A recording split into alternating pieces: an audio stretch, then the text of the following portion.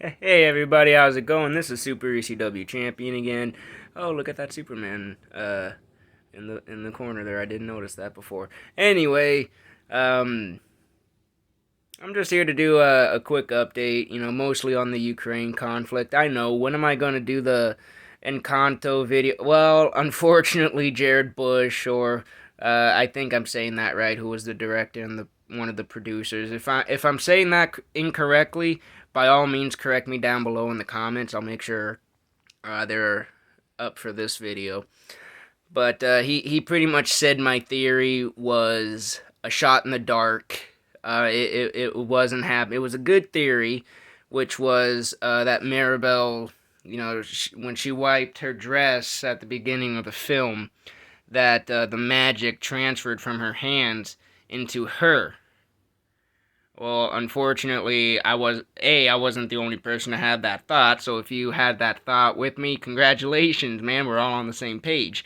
And if you were as disappointed as I was to find out that that theory was disproven, yeah, I understand your pain.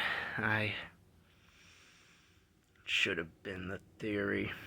Anyway, I'm here to talk about Ukraine. All right. Um, and more specifically, my Twitter and what I've been doing on it. I follow a lot of Ukrainian politicians, the Ukrainian Defense Force. Um, why? Because the invasion's stupid. It's caused by someone who's power hungry, who wants the um, the Kremlin to have the sphere of influence that the former Soviet Union had, and it's more than likely never going to happen.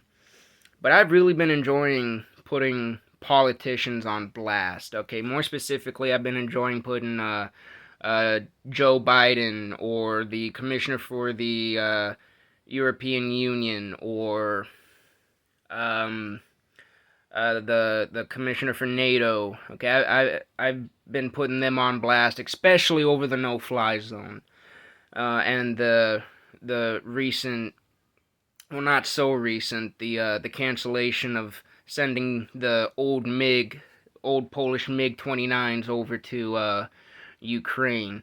And I honestly, okay, people who don't want a no-fly zone, honestly, I could debate about that with you guys for hours and hours and hours, and I uh, probably would be stuck at square one with you guys, so I'm not even going to bother trying that right now.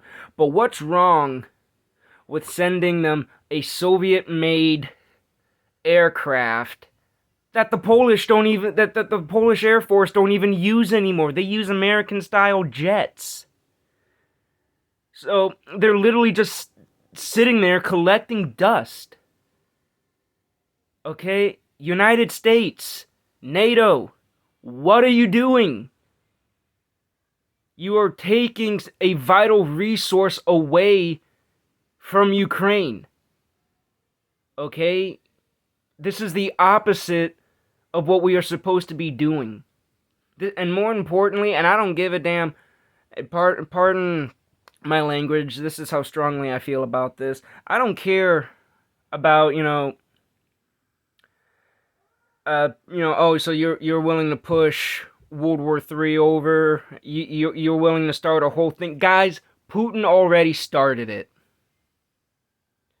Okay? He did.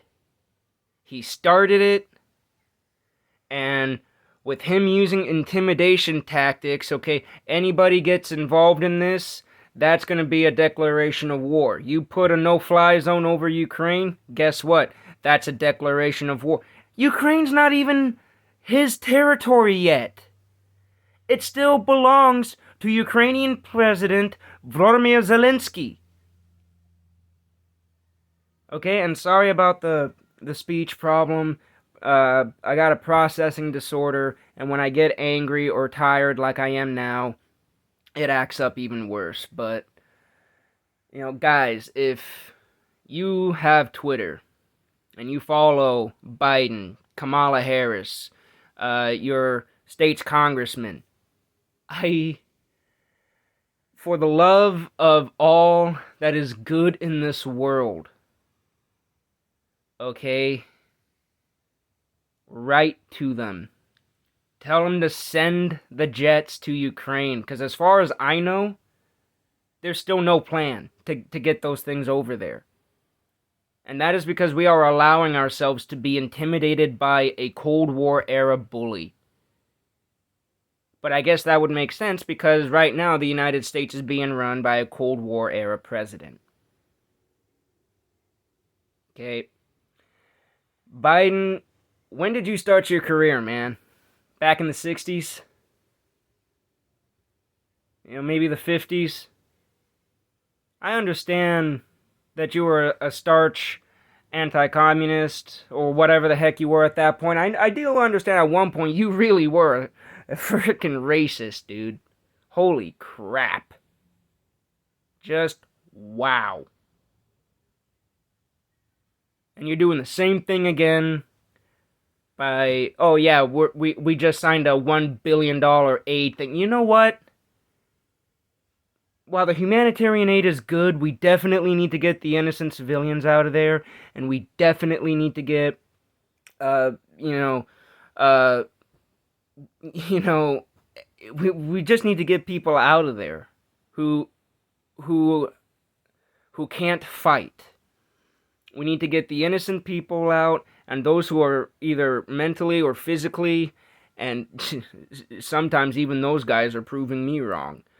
We need to get those who are physically and mentally unable to fight, we need to get them out. We need to close the damn skies over Ukraine. Again, I'm sorry for my language. None of this is monetized. YouTube's probably going to take it down for the language anyway. We need to close the skies over Ukraine. We need to protect. We need to protect the skies. We need to protect. More importantly for me, guys, we need to protect those kids. Okay, think of the kids. I'm a father of 2. Okay, I got a little boy and a little girl. Mean the world to me. Put yourself in a Ukrainian family's shoes for a second. How would you feel if you went to go fight or you went to go hunker down, but you have a feeling that something isn't right, that you might have left something or someone behind in the rush and in the panic? I can only imagine what they're going through right now. What those families, what those moms, what those dads are going through. Nobody else is putting themselves in their shoes. Biden isn't, Harris isn't, NATO, the UN, the EU, none of them are putting themselves in Ukrainian shoes. Because they all forgot that at one point, every single country was going through something exactly like Ukraine is right now. We got bailed out by France and Spain in the Revolutionary War. But then turned out, the United States has a history of turning its back on people. Ever since the American Revolution. We turned our back on the French. We turned our back on the Spaniards. Christ, is there anybody we haven't turned our back on? I get that this probably just sounds like a whole bunch of ramblings. But in the end, I want everybody to think about the families and the innocent lives that are being lost daily. President Biden, Vice President Harris, I don't care what's got to be done. I don't care if it means starting war with Russia. But you gotta do more. If you refuse to close down the skies, at the very least, get those old Soviet jets to Ukraine. I don't care how it's done, but get it done. And if anybody feels the same way about it, I encourage you. Write the president, write the vice president, write your congressman. or woman, tell them to send the jets. Do whatever it do whatever's got to be done to get the jets to Ukraine, to get the weapons to Ukraine. I'm sorry that this has been a ridiculously long rant. I promise you guys, at some point, I'll come out with a video that is a little bit more of what I used to do. Maybe a little music, maybe a little voices, but this is just how I'm feeling right now. Again, I had an old schoolmate of mine who was born in what was technically the Ukraine Soviet Socialist Republic. Um, so I learned a lot from him. I've met quite a few people from the region itself. I don't think the Donbass region, but definitely the Crimea region.